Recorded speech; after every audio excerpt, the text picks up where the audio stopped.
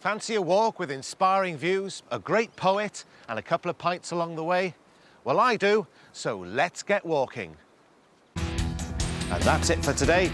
I'm off.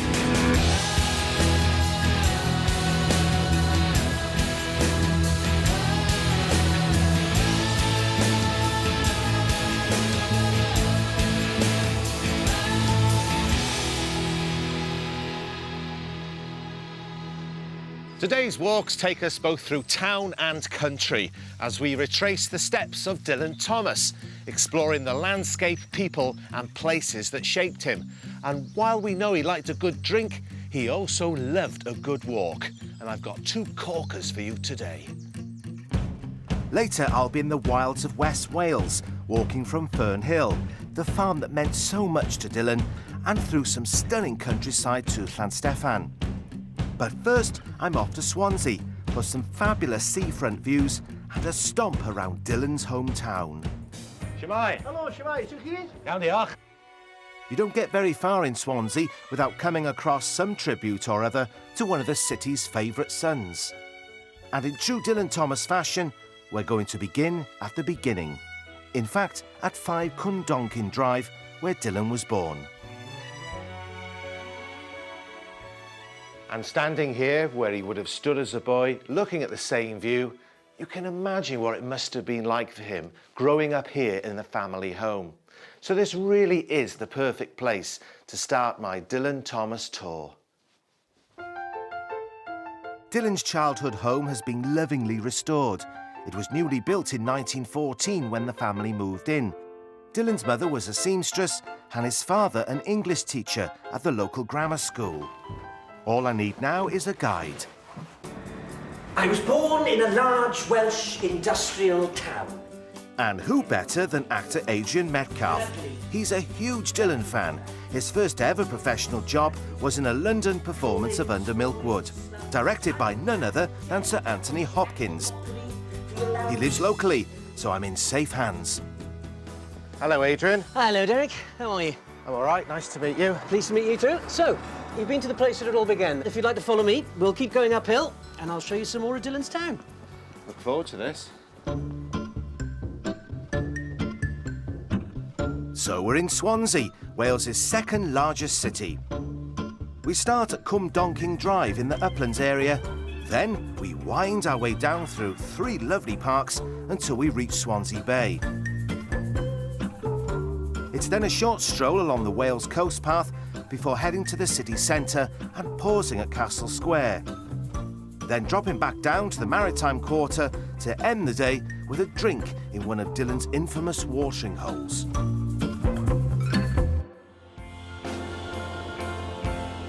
So, Derek, here we are, going up Cwmdonkin Drive. I'd just like to take you over here so you can see some of the views that Dylan was treated to as a child. That is an amazing view, isn't it? You can actually see the curve of the bay. Absolutely. Well, Dylan talks about Swansea being at the side of a long and splendid curving shore, and there it is. Dylan lived on this street with his mum, dad and sister until he was 23. And it was here, as a young man, that he wrote some of his most well-known work. Our first stop, one of Dylan's favourite haunts. Here we are, about to enter Cwmdonkin Park, a place that Dylan wrote about over and over again. Do you know what? I've always wanted to come here.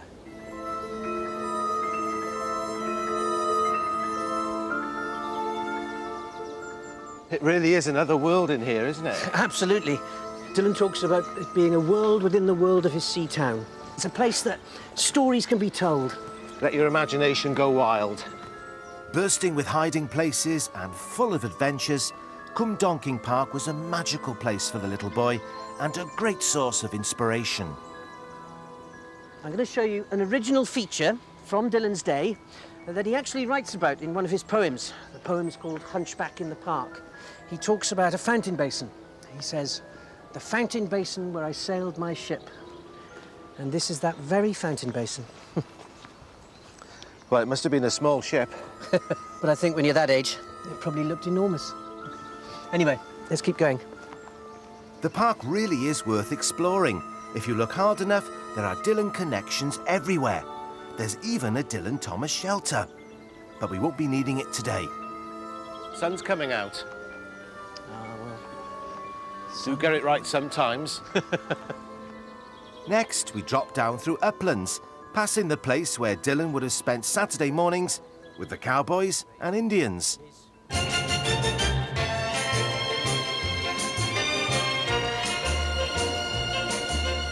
This bank here is on the site of the Upland Cinema. And it was here that Dylan said that he used to whoop for the scalping Indians and bang for the rustlers' guns. Well, you can't beat a good old-fashioned Western, can you? Dylan's love of film lasted his whole life. During the Second World War, he even wrote a number of public information film scripts for the wartime government. On this road was his first school, the place that he calls his dame school. Dame schools were primary schools run by women from their own homes. It looks like an ordinary house. His granny could have lived here. Now, he says in Reminiscences of Childhood, never was there such a dame school as ours, so firm and kind and smelling of galoshes. I can just imagine the children's wellies lined up by the front door. A lovely image. I wouldn't usually give you a reading list for my walks, but on this occasion, a book of Dylan's poems is great to have in your back pocket. Now, Adrian is supposed to be taking me on a city tour, but it's packed with unexpected green spaces. Swansea is blessed with its parks. Well, what a delightful park. And I didn't know that Swansea was so green. You're not the only one. It's a very green city. We've seen Cwmdonkin Park, this is Bryn Mill Park, and we're now about to enter the largest one, which is Singleton Park. Singleton Park originally belonged to the Vivian family, who were local industrialists. It was bought for the public by the council in 1919. Next, a treat. You have to cross the dual carriageway to get there, but once you reach the waterfront, you're in another world. Oh, wow. What a wonderful city beach. It certainly is. And you know, on a day like today with the sun shining, you can see all the way through the sweep of the bay, all the way down to the Mumbles. On a really good day, you can even see Porthcawl. So, where to next? Are we walking along the beach? No, actually, we'll follow the path. It's just up here. It's Wells's new coast path. Being up on the coast path makes the best of those views. And an added bonus, no sand in your socks. This really is a playground for the people of Swansea. Yes, it is, and they've done a wonderful job of opening it up over the last few years. They've even made a fitness trail. Oh, yes, I fancy having a go at this. Here we go. Weatherman keeping fit. As if I don't get enough exercise on these walks. We'll never finish our route walking like that, Derek. Spoil sport. Good for the calf muscles, though. I'm sure it is. We're now walking along the route of the old Swansea and Mumbles railway line. It was the world's first passenger railway and often used by Dylan to go to his rehearsals at the Little Theatre in Mumbles. Turning inland, we pass the War Memorial and begin walking towards the city centre, past a site that had rather unusual significance for Dylan. This is St Helens, the scene of one of Dylan's greatest achievements, because, surprisingly enough, it's not anything to do with writing. It was here, at the age of 14, he won the Swansea Mile for the Swansea Grammar School. Really? Yeah, absolutely. And we've got the cuttings here just to prove it. There he is, can you see? Hardly recognise him. And what's more, we've got the final proof. There it is, D.M. Thomas. And he came first. He did indeed. Well, I never knew that. Dylan Thomas was a bit of a young athlete. And he was very proud of this. During his legendary drinking sessions later on in his life, he used to drag this out and show them to people and say, look at me, I'm an athlete. Now, you learn something new every day, and Adrian shows me where the name Swansea Jack comes from. And it's all down to this fella, a black Labrador called Jack, who saved 27 people from drowning. And there's me thinking it had something to do with football. It's time to pound the pavements again, and we head back along St Helens Road and make our way through rush hour.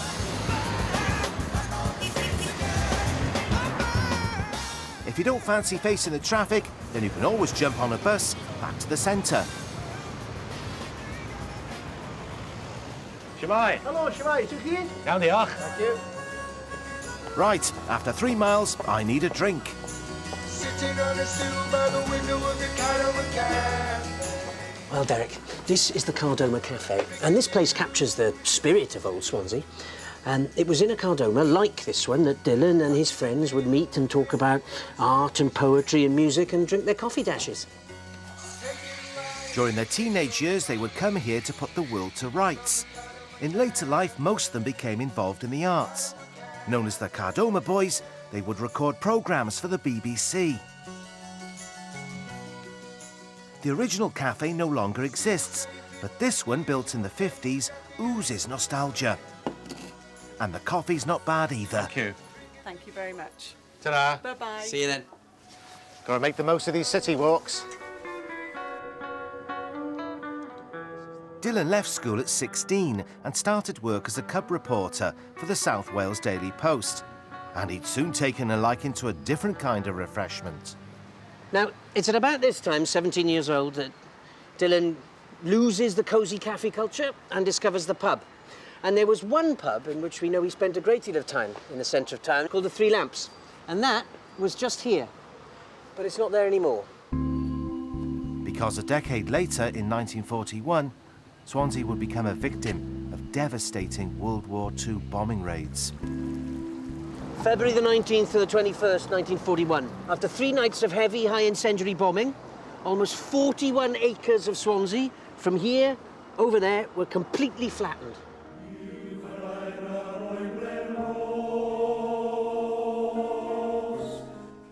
"230 people were killed during the 3-night blitz, and more than 400 were injured.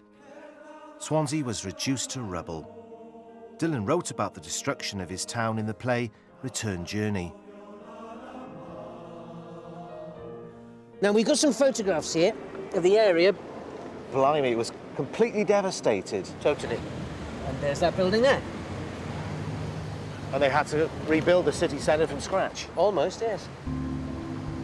As a result, much of Swansea city centre was built after the war, but some buildings did survive and serve as a reminder of the city's rich history. We're walking through a bit of Swansea that actually survived the attack, and one of Dylan's favourite haunts. Now, this is Salubrious Passage. It's a bit dark in here. And a place which has Dylan's name attached to it quite a bit. This was a place where sailors and drinkers came to meet women, haggle over deals and plot trouble. And Dylan loved it here. And with the light fading, there's only one thing left to do. Right, a final stop on our city walk, and the perfect place to do what Dylan would have done, and get the pints in. You're round. The Queen's Hotel is one of the oldest pubs in Swansea, so this is almost exactly how it would have looked when Dylan came here, to enjoy a drink or two. Well, what a walk it's been. I really learned a lot about Dylan's life here and how his ugly, lovely town left its stamp on him. So here's to his Swansea and my next Dylan Thomas walk. Cheers.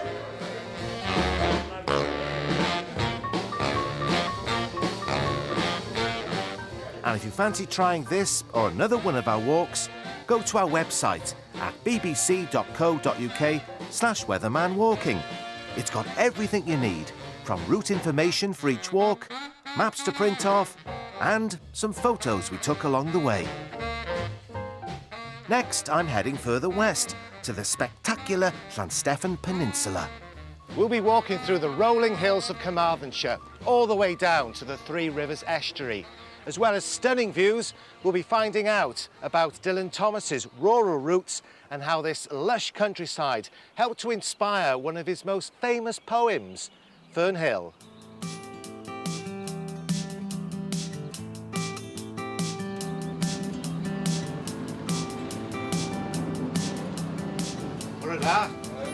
Signal to Fernhill, please. My journey starts with a short bus ride from Llansteffan. Nice to see you too. The nearest stop to Fernhill Farm is a request stop at the turning off for Llangunnog. Diolch. All I need now is my guide. Artist and broadcaster Osi Rhys Osmond grew up in the South Wales valleys, but came to live in Llansteffan 30 years ago after falling in love with the place.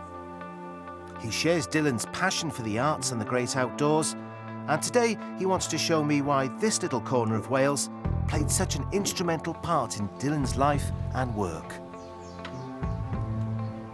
Shemai Ozzy, nice to meet you. Nice to meet you. Welcome to Dylan Thomas country. Diolch yn fawr. I've got a very, very interesting walk to take you on. Looking forward to this. So am I.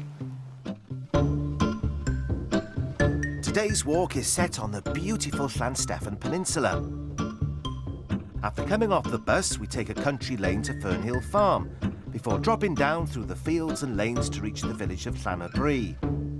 From here, we enjoy a stunning stroll on the Tarv estuary before reaching Black Scar Point and hugging the headland all the way back to Llansteffan.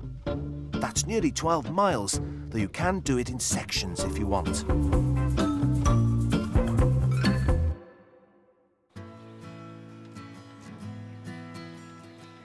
Dylan's strong links with this area aren't very well known, and Ozzy wants to put that right, so I'm all ears. I'm going to take you on this walk, Derek, because I think it's so important that people sort of understand how much this area meant to Dylan Thomas, how it formed his imagination. I believe that the things that surround us in our childhood are so critical to making us the person we are. Well, I know about Larne and Swansea and how important they were to Dylan's life, but I didn't realise this part of Carmarthenshire was so influential. Well, it's critical. His family farmed around here and almost all the way down to the sea. And he spent his summers and weekends meeting relatives and exploring the countryside here. And there was one special place that Dylan loved exploring. Here we are, Derek, Fernhill. This was the dairy farm where Dylan's beloved Aunt Annie lived. He'd come to stay here as a little boy, and they say he was a bit of a rascal and spoilt rotten. His time here left a huge impression on the young Dylan, and his love for the place resonates through every line of his poem, Fernhill. Now as I was young and easy under the apple boughs, about the lilting house, and happy as the grass was green, the night... It's changed greatly since Dylan's time, but somehow I still get the feeling and the sense of that wonderful poem. This was the barn where Swallow thronged, as he wrote. This is the yard where he was happy as the day was long. This is where he was green and carefree. In the sun that is young once only. That's right. For a small boy from Swansea, confined in that suburbia, to come here to this kind of rural paradise, great unfettered freedom. Well, from the poem and actually being here, you can get a kind of sense what it must have been like for Dylan when he was here as a boy. And he really brings that over in his work. Nobody's living here at the moment, and there's no public access, but we've had special permission to come in. And what a privilege to feel such a close connection to Dylan as a child.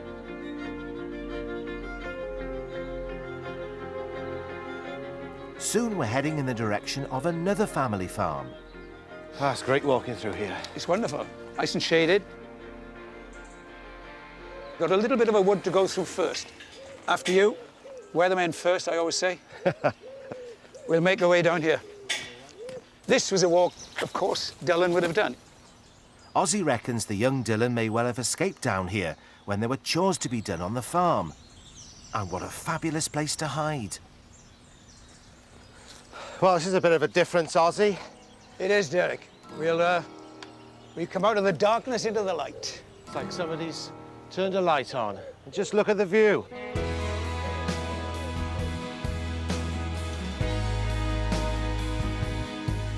And we're going down into that valley in the same way that Dylan would have done, down to see his relatives at the next farm. The path takes us through Pentre Farm, where he had another aunt and uncle. Dylan would have had no shortage of places to stop off, with all these relatives dotted around.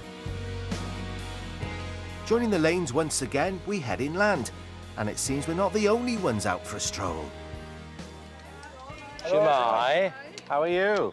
Are you enjoying your walk? Yes, thank you. Where have you been so far? From Llanghain, we came from Llanghain. Yeah. Well, you got the weather for it. Yes. Well, that's why we came today, yes. Cheerio! I love meeting fellow walkers, and I quite fancy a set of those sticks too. We're coming up to Blind Cwm now, another very, very important house. His parents came here to live. He came here as a teenager, he came as a young man. It was a bit of a bolt hole for him in some respects. He was a bit of a nomad, wasn't he? There were Didn't really times, have his own home. That's right. There were times we didn't have a roof over his head and we knew that there'd be some kind of welcome here. This is where he came.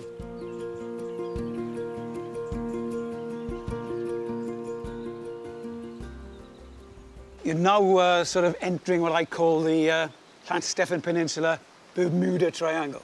Bermuda Triangle? Well, many, many visitors get lost. They enter these lanes, never to be seen again. So we could walk up here and disappear? This could be the last thing we ever do.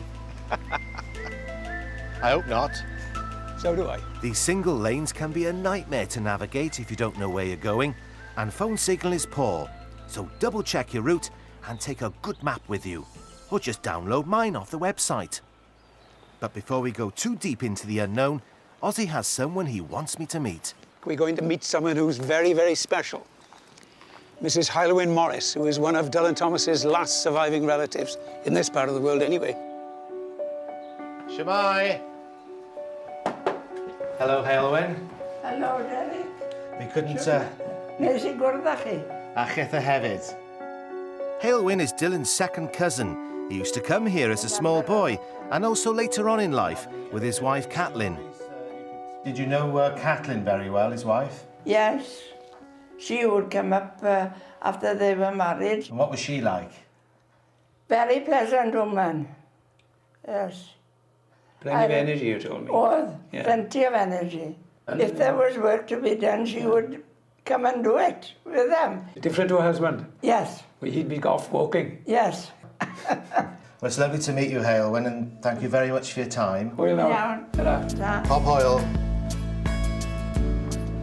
Well, what a special lady, Ozzy. Thanks very much. That was an incredible experience, Derek. There's not many people like that left, and I think she's absolutely wonderful. She is. It was worth stopping to say hello. Indeed.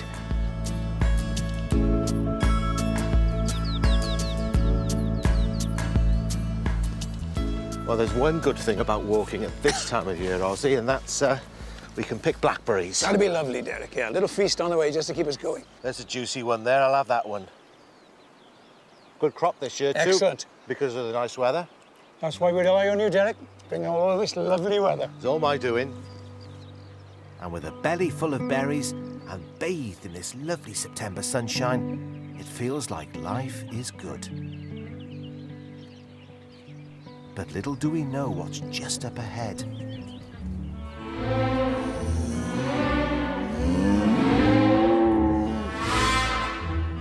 So what are we going to do now? We're trapped. Derek, we're going to move on the path, but we're going to move with great discretion.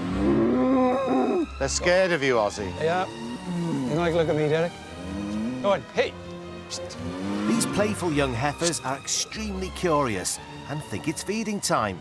But with no food on offer, they soon get bored and take off. It's like being on a ranch. Leaving us to make our escape. But it serves as a reminder that public footpaths do cut through working farms, so do take extra care. After our brief encounter, the landscape opens up again as we make our way down through more fields towards Llanybri. Well, this is good farming land, lush and green. Yes, Derek, it's wonderful. And of course, before Dylan Thomas's time, it produced a lot of milk, and it still does. But the pattern of farming has changed. Now there's just one big producer instead of 20 or 30 small farms, just one big farm. But the thing that makes it all possible is this beautiful red earth. The red sandstone in this rich soil has a high mineral content, so it acts as a natural fertiliser, keeping the grass nice and green. I could do with some of this in my garden. You can put some in your rucksack and when you get home, fill your window boxes. You'll have the most beautiful window boxes in Barry.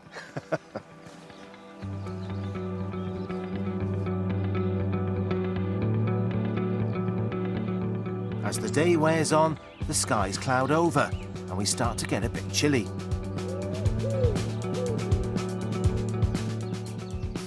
We arrive at Llanybri. Dylan didn't come here for a cuppa, but for a pint at the local pub. Here we are, the Farmer's Arms. Dylan came here for a drink often. To prop up the bar and share his stories. But sadly, no time for a drink today. We still have over 5 miles to go, so we plod on, and before long we spot the estuary and the River Tarv, catching a glimpse of Larne in the distance. Now we're going to see a completely different sort of landscape, Derek. Below us are the salt marshes on the banks of the River Tarv. These marshes are formed from seawater flowing upriver, and it's in areas like this that salt marsh lamb and beef are reared for their unique flavour. The mighty River Tarv was once a busy waterway carrying goods up to Cwmdonkin. Today it's heavily silted, so only small boats can travel along it, and this is the point where the river meets the sea.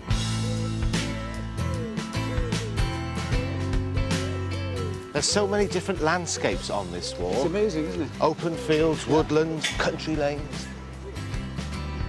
We're now on the Old Pilgrim's Way. People have been walking this route to St David since the Middle Ages, but we're heading to Black Scar Point for fantastic views over to Larne.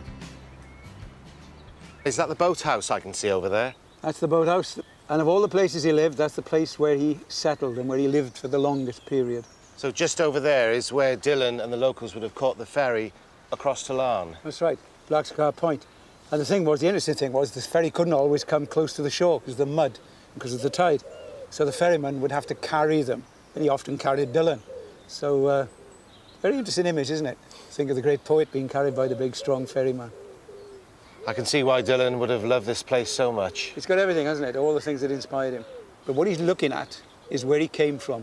That landscape, which we've walked through, that primal landscape that inspired his poetry, where he spent those happy childhood days. Come on, we're nearly finished. We've got a bit further to go.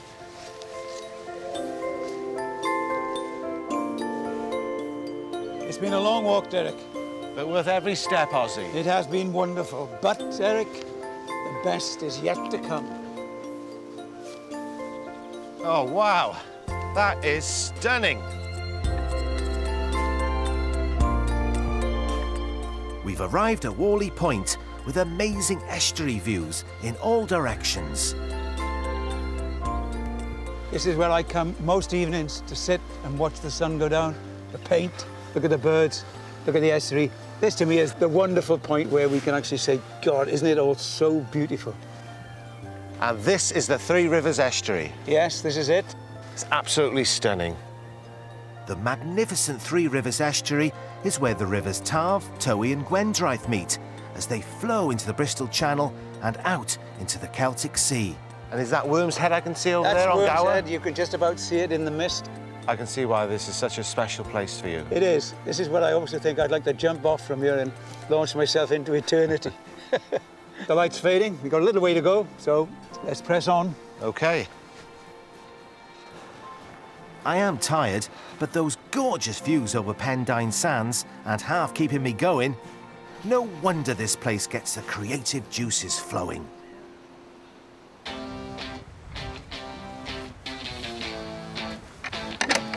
Well, this walk has been a real eye-opener in a corner of Wales often forgotten by Dylan fans.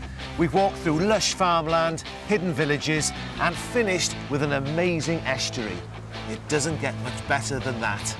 Ta-da!